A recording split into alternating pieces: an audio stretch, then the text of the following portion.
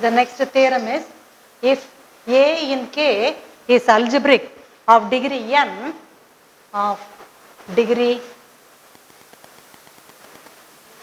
over F, then degree of f of A over F equal to n. So what do we need to prove? We want to prove the degree of the field f of A over the field F is n. What are you given? A in K is algebraic of degree n. What do you mean by A in K is algebraic? The element A satisfies a polynomial of degree n over F. So we will take a polynomial, say P of x. We will take a polynomial P of x. That means it satisfies, A satisfies this polynomial. We will take this to be x power n plus alpha naught x power n minus 1 plus alpha 1 x power n minus 2 plus etc. alpha n. What about the coefficients? We say it is over n. So what about the coefficients? They are all in alpha naught, alpha 1, etc. alpha n. They all belong to f. So that is what is a polynomial satisfied by A in f. So satisfied by A means P of A equal to 0. So what do you get?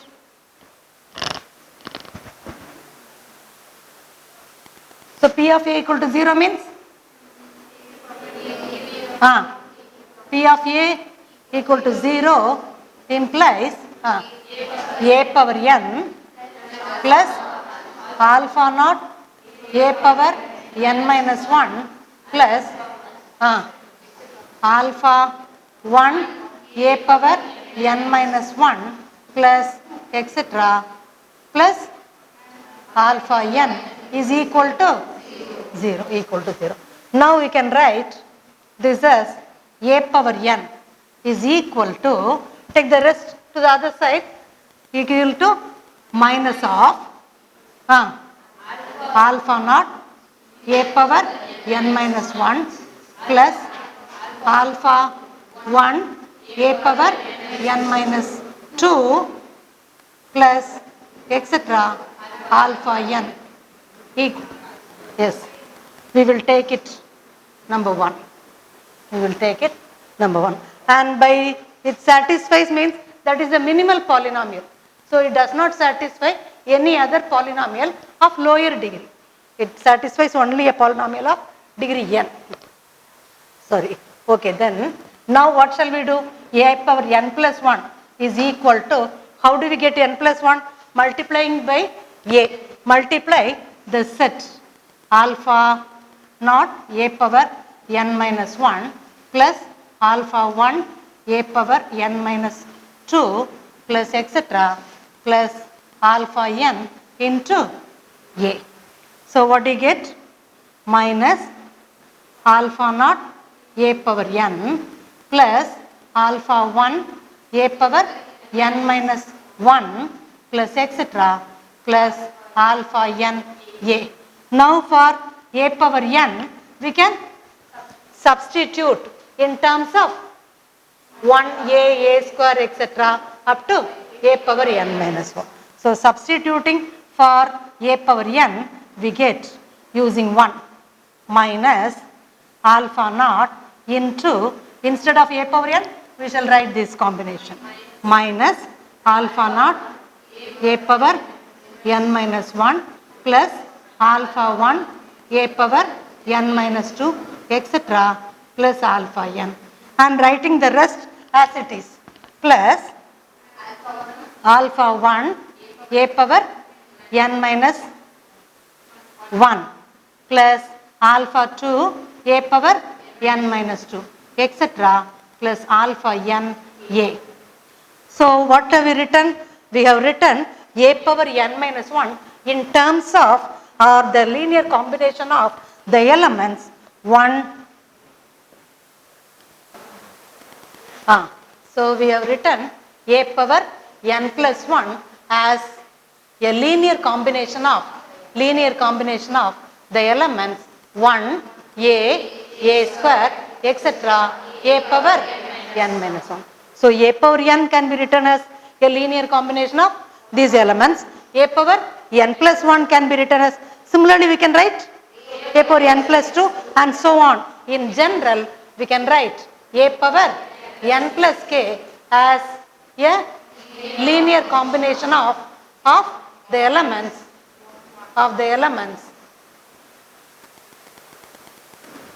1, a square, etc., a power n minus 1. So, we can write like this.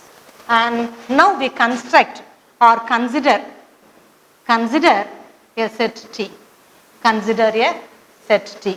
T equal to the set of all beta naught plus beta 1 a, beta 1 a square plus etc. plus beta n minus 1 a power n minus 1, where the scalars beta I are in F. The scalars are in F.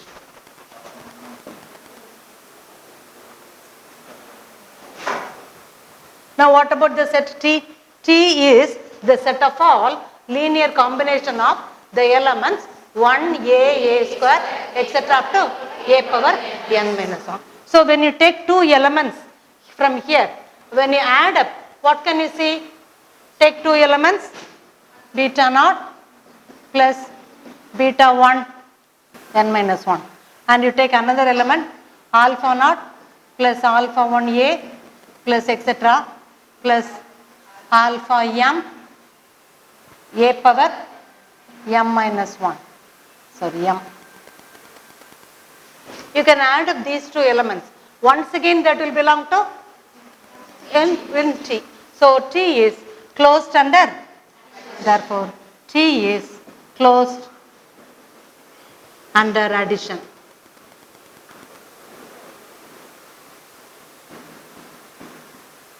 Closed under addition. And then what do you have? We have a power n plus k. We have a power n plus k is a linear combination of the elements 1 a square etc. up to a power n minus 1. So, it's a linear combination. So, when you multiply two elements of T, what will happen? Once again, it is an element of T, because we have got a power n plus k. The higher powers of a is once again written in terms of 1 a square etc. up to a power n minus 1. So, what can you conclude? It is closed with respect to multiplication also. T is closed with respect to multiplication also. Therefore, this forms a ring. The other axioms for a ring can be satisfied. Therefore, it forms a ring. But what we need is, you are in need of a field. So, we want to make this as a field. So, what is the only thing left out to prove it is a field? Every non-zero element has got a multiplicative inverse. So, we will take a non-zero element and prove that it has got an inverse in T itself.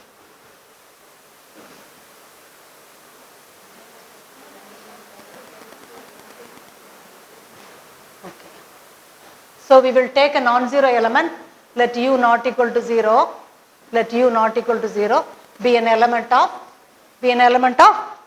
T, be such that I will take u equal to, take an element u equal to beta naught plus beta 1 a plus etc. plus beta n minus 1 a power n minus 1, where beta I is in F. Beta i's are in F. So, we are going to find an inverse for this element. Already now we will write, let h of x be the polynomial for which beta naught plus beta 1 x plus etc. plus beta n x power n minus 1 and the beta i's are in. Now what do we have? We have the polynomial. We have one more polynomial already. What is that? We have, what is the polynomial we have? P of x. What about P of x? P of x is the polynomial of lowest degree, and we have this, and this is irreducible. This does not divide h of x. This does not divide h of x, and by the irreducibility, therefore P of x and h of x are relatively prime, or relatively prime. By relatively prime, what do you mean? You can find two more polynomials such that their linear combination with P of x and h of x is equal to 1. So therefore, there exists two polynomials,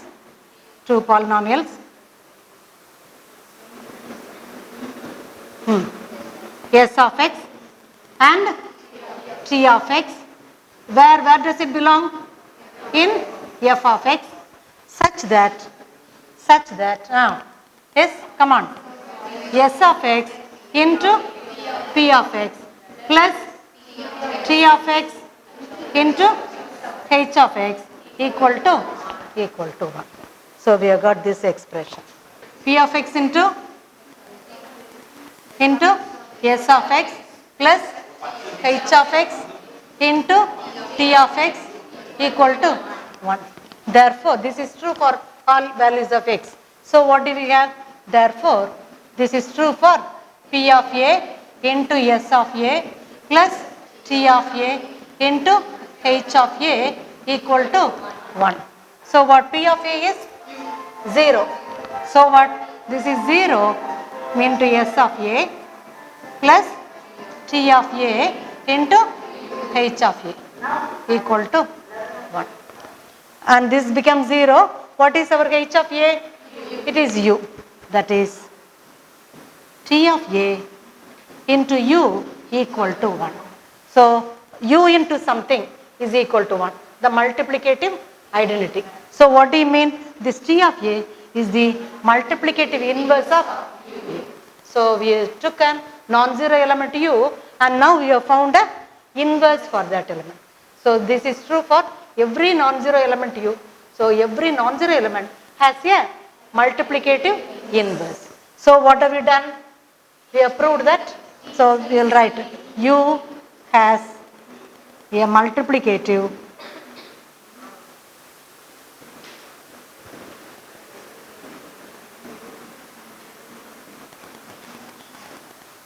in T. This is an element of T. So every non-zero element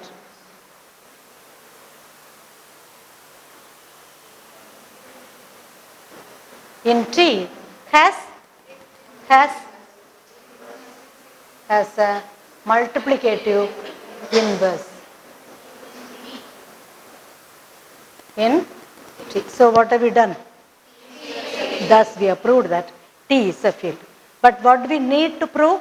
We need to prove degree of f of a over f equal to n. But what we have proved is the degree of T over f is n. So what do we need to prove? T. So yet to prove what? T equal to f of a. But what do you have already? T is a, we have, by our construction, T is a subset of f of a. This is ticket number 1. Also, what do you have? F is a subset of T, and A also belongs to T. A also belongs to T. So what? F and A, therefore, f of A is a subset of T. Hence, T equal to f of A. T equal to f of A.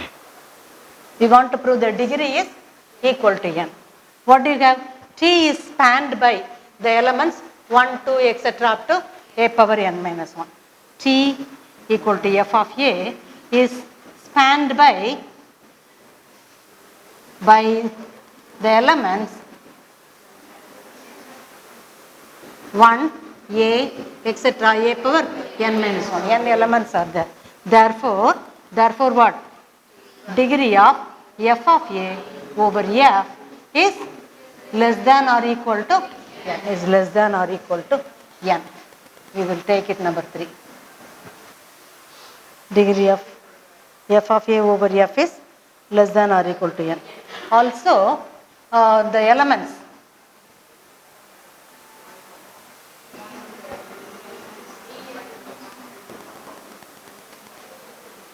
spanned by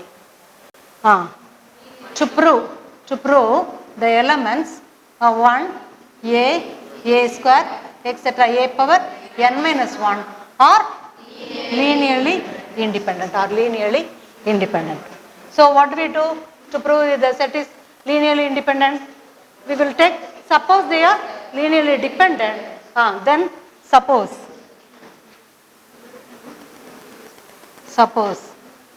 1, a square, a power n minus 1 are linearly dependent. Then there exists scalars gamma naught, gamma 1, etc. gamma. Where does it belong? In F, such that not all 0, gamma naught not all 0,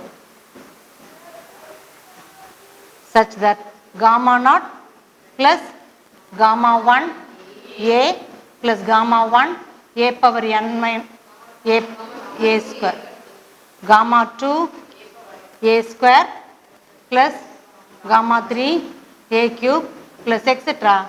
gamma n minus 1 a power n minus 1 equal to 0. So what have we got? We have got the A satisfies a polynomial of degree n minus 1. A satisfies a polynomial of degree n minus 1.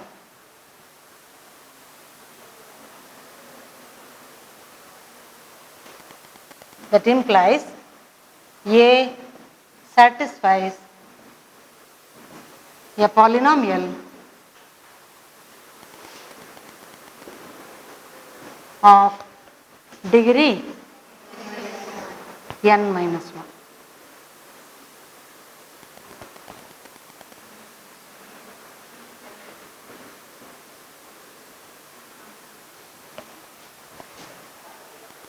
A contradiction. Why is a contradiction? The least degree is n. It satisfies a polynomial of degree n, but no polynomial of lower degree. Here we have got a polynomial of degree n minus 1. So what? A contradiction. Therefore, why do we get a contradiction? The degree and the set is linearly independent. Therefore, the elements 1, a square, etc. a power n minus 1 are not linearly dependent. That is 1, a square, etc.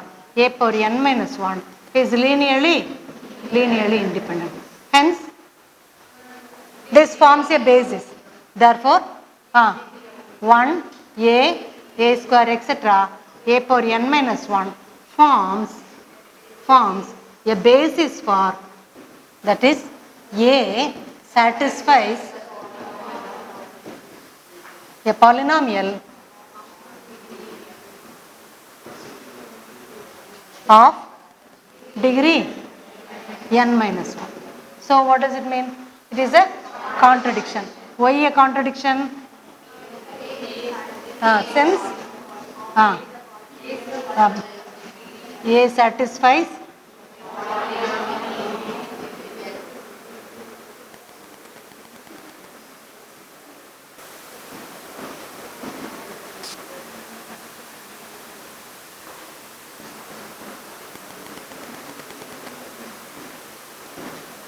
of degree n over f. Therefore, hence degree of f of a over f is equal to n. Hence the proof.